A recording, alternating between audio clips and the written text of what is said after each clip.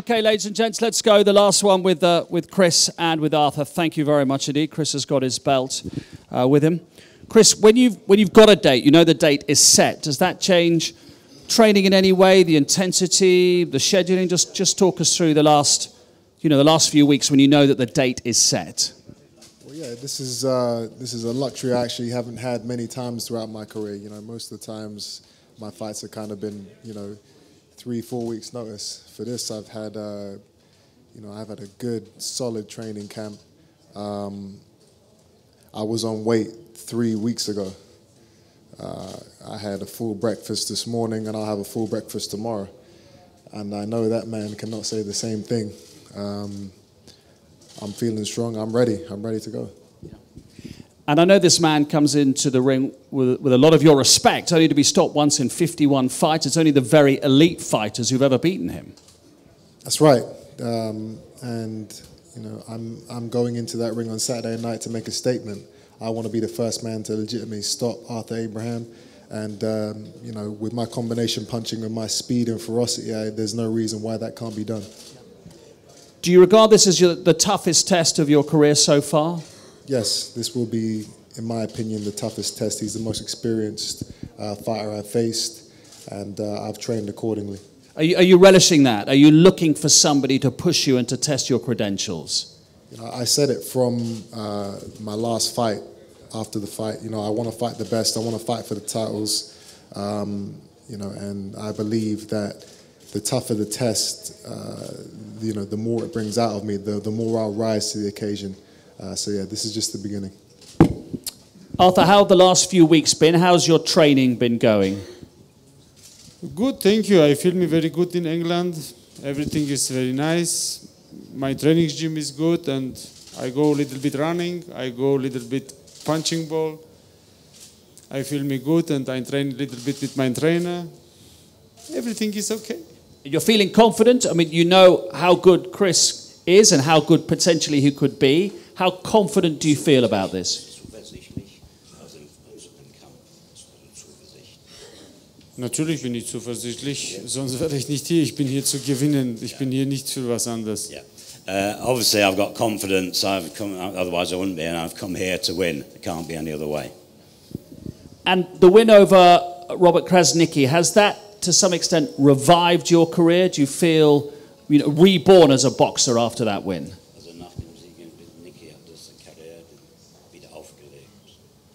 No, this is Krasniqi is my last fight. This is forget it. Win, finish. I think the next time what come, what I doing for a long time is forget it. Das ist, sagt mein Trainer hat ein Sprichwort. Nichts ist älter als Erfolg von gestern. Nothing's older than the success of yesterday, is what his coach says. Well, I like that. That's a good motto. Deswegen, man muss immer neu beweisen, neue Ziele haben, neue Ziele umsetzen. Yeah, you ought to prove yourself again, have new targets and implement those new challenges. So when you look at Chris and you look to the DVDs and you've studied him, what sort of fighter have you watched? Everybody, he fight to world championship, he's good. Nobody can fighting for world championship, he's nothing. I respected everybody. I have no problem with everybody. We go to the ring to fight, and the best win, and I win. The weather's not been too bad recently. When you've been running along the seafront in Brighton, have you had a lot of people? I mean, you're always recognised, of course, but particularly now that you're getting to the stage where you're fighting for world titles, are you feeling a lot of support in your hometown as you're going through your training? I am, and not just in my hometown, but in England in general. Everyone's backing me for this fight. Obviously we have England v Germany type situation. Even though I don't actually think he's officially German, but he speaks German. But the support has been, as always, uplifting, amazing.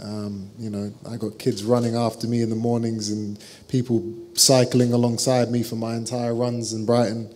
Everyone, really wants the best for me, and I won't disappoint Saturday night. I mean, it's a good time, isn't it? Brighton are back in the Premier League for the, well, first time I've ever been in the Premier League, as it were, in the top division. You're fighting for a world title.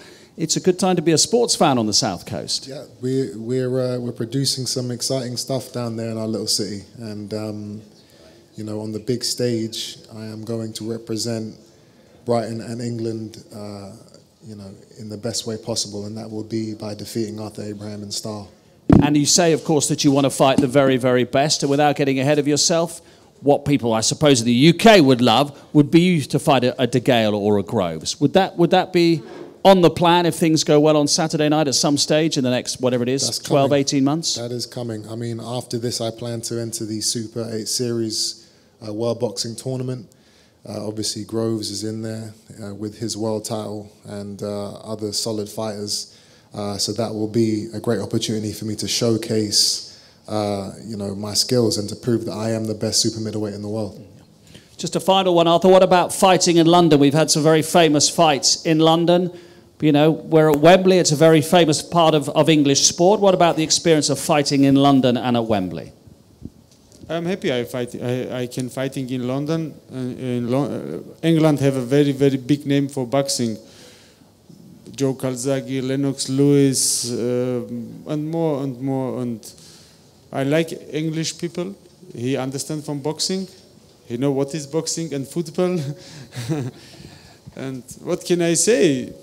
I am happy I am here. And we win Saturday and we go to the Berlin back and I am happy. Finish. Okay. Thank you very much indeed, gents. We'll do the photographs. Thank you. Thank you, Arthur. Thank you, Chris.